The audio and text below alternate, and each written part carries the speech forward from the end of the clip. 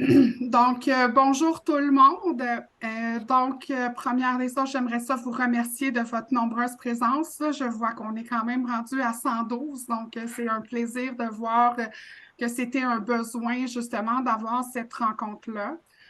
J'aimerais en profiter aussi pour remercier, là, même s'il est pas, il est absent en ce moment, là, je pense que mes deux collègues sont absents, Yann Gagnon et Francis Chartrand, là, qui ont avec moi là, monté la rencontre et Mélissa aussi qui nous donne un coup de main. Donc, je ne peux pas passer le mot sans justement aviser de les remercier. Bon, excusez-moi, là, je suis un peu nerveuse, c'est beaucoup de monde. Comme d'habitude, c'est 30 minutes de présentation et 30 minutes de questions. Donc, je vous demanderai de garder les questions à la fin. On va juste tous les répondre à la fin. Et idéalement, ça va être de lever la main lorsque je vais le dire là, pour que ça soit plus facilitant là, si vous avez des questions à nous poser. Sachez qu'on n'aura peut-être pas la réponse à vos questions. Cependant, c'est clair que si on ne l'a pas immédiatement, on va s'assurer que vous soyez répondu après la rencontre. Là, on va les prendre en note. Donc, on va passer au au prochain diapo. Donc, vous l'avez vu, vous avez reçu sûrement beaucoup de nos courriels, justement, là, de l'état de la situation actuelle.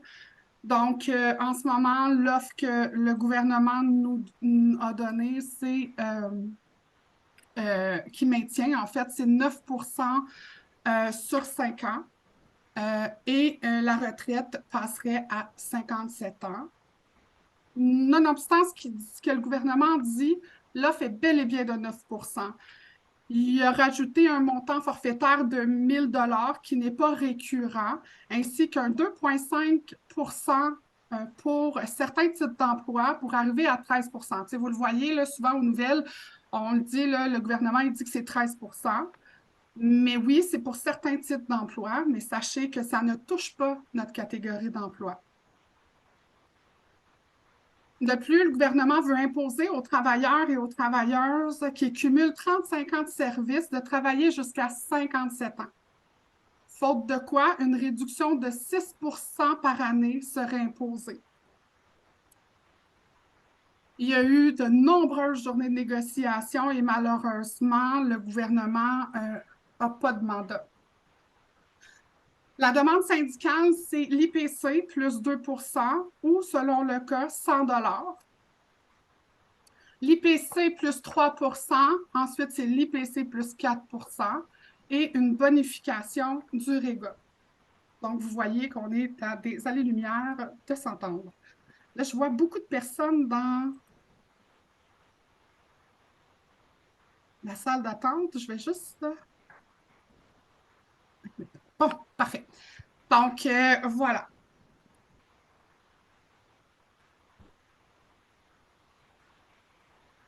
Donc, pourquoi il va y avoir, vous l'avez vu dans les nouvelles, là, pourquoi on recommande la grève actuellement, c'est que le personnel des réseaux de l'éducation et de la santé a subi une diminution de leur pouvoir d'achat depuis de la convention collective 2020-2023. Les offres patronales mèneront à une convention collective avec une perte de pouvoir, ça c'est clair, net et précis. Les travailleurs et les travailleuses qui pensaient prendre leur retraite avant 55 ans ne pourront pas le faire sans pénalité actuarielle.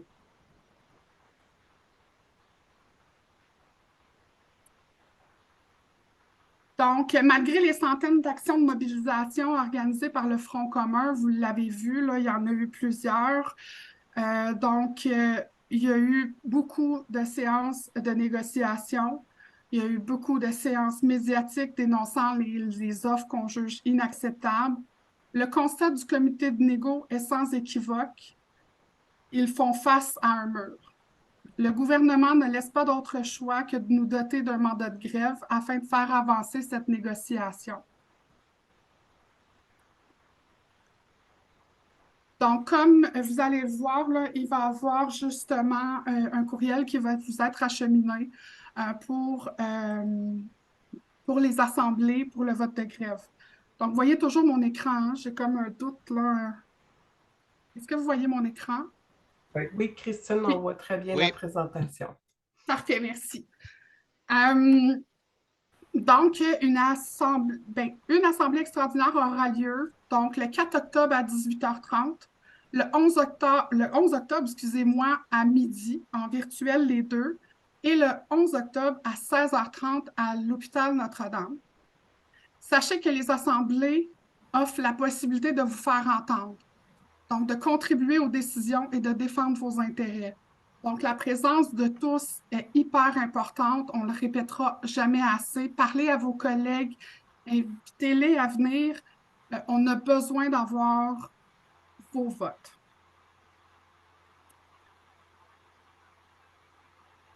Je ne sais pas pourquoi toutes les... Bon, OK, on va y arriver. Donc, ici, vous allez pouvoir voir justement la proposition qui va être amenée en assemblée.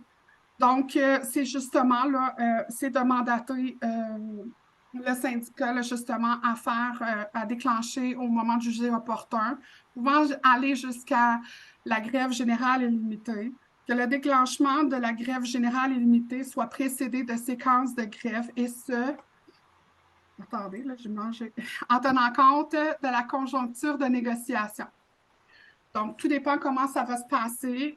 Ce qui vous sera proposé en assemblée, c'est la proposition suivante. Comme je disais un peu plus tôt, l'assemblée vous permettra de vous prononcer et de voter sur la proposition. Il est important de rappeler que chaque vote compte, votre présence est importante et fait partie intégrante du processus démocratique du syndicat.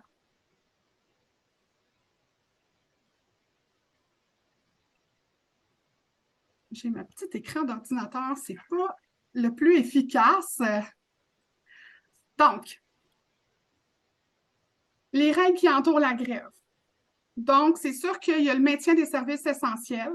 Donc, c'est un pourcentage qui est différent. L'employeur et le syndicat ont négocié des pourcentages de grève selon l'unité de soins et catégorie de soins. Les listes les listes des services essentiels à maintenir en cas de grève ont été entérinées par le tribunal administratif du Québec.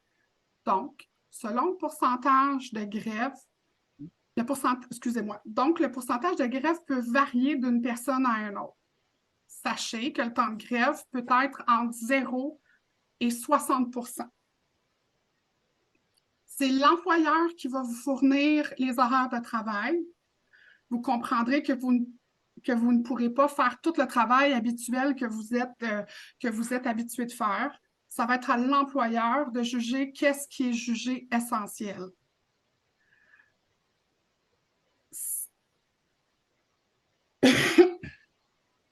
Donc, l'autre point aussi qui est important de savoir, c'est qu'en tout temps, si on est en grève, la population doit toujours pouvoir entrer dans les établissements de santé.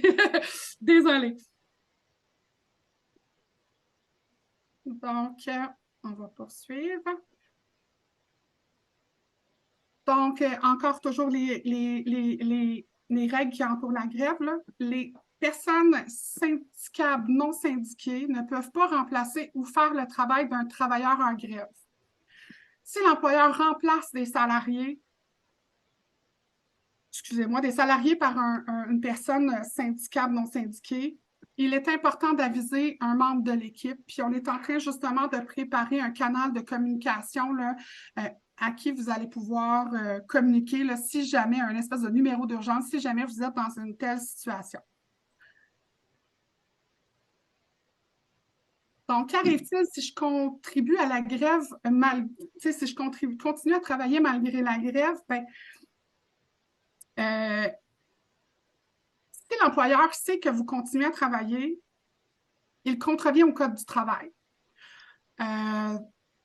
Et on peut à ce moment-là faire des démarches parce qu'il contrevient au Code du travail anti-briseur de grève et sachez que vous ne serez pas payé. Si, admettons, toutes les personnes là, qui font partie d'une agence, et on le sait, en ce moment, on est en pénurie de main-d'œuvre, l'employeur a du personnel d'agence un peu partout. C'est un peu le même principe qui va se retrouver. Donc, la position adoptée par le Front commun est de demander à l'employeur de réduire les prestations de travail habituelle de la main-d'œuvre indépendante en fonction de l'horaire de grève. Nous sommes d'avis que le niveau de service essentiel s'applique à toute l'unité et toutes les augmentations de celle-ci fait qu'on élève le niveau des services essentiels et réduit le droit de grève des travailleurs. Pendant la grève, la main-d'œuvre indépendante ne doit pas non plus augmenter en nombre pour pallier la grève. Encore une fois, si jamais vous constatez que ça arrive, c'est important de communiquer avec nous. De plus, les gestionnaires embauchés avant le 2 octobre sont tenus de maintenir les services essentiels. Pour chaque jour de grève, les cadres doivent consacrer 2 heures de temps de travail afin de contribuer au maintien des services essentiels.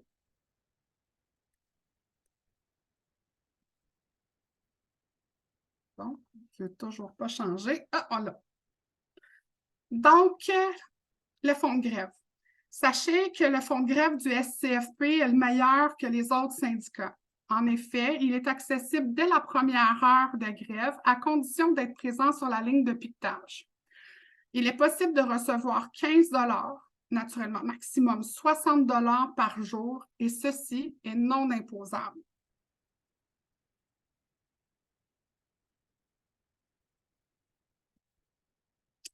Donc, c'est ce qui met fin à la rencontre. Donc, Mélissa, c'est possible d'arrêter l'enregistrement. On va pouvoir commencer à débuter là, les questions.